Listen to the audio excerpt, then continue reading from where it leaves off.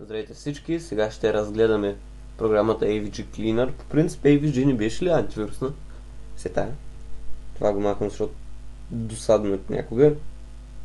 Нека да видим какво имаме. Така, тук има малка информация. Пресмята в момента.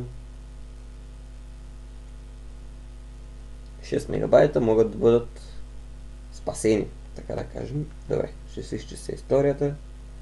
Браузър, download, clipboard. Изтриваме.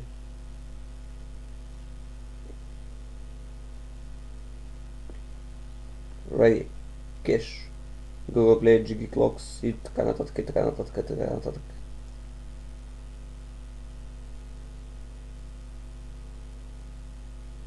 Спасихме 6 мегабайта.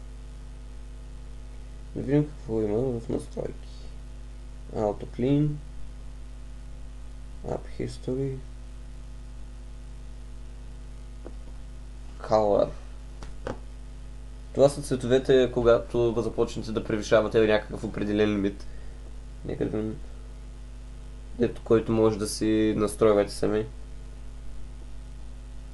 И както казах тук за автоматичното почистване.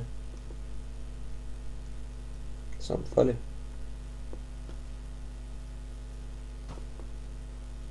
Изглежда програмата е само това и така като гледам не е изобщо проблемна. И тук може да си ги изтривате, но аз нямам, така че нищо нямам трия. Малка почистваща програма, която би ви свършила работа, само не мога да разбера защо е AVG, като AVG е антивирусна. Явно има и някакъв клинър за компютър. Все тая, благодаря, че гледахте клипа, дайте палец нагоре или намерете във Facebook, Twitter. Ние сме навсякъде. Благодаря ви, очаквайте следващия.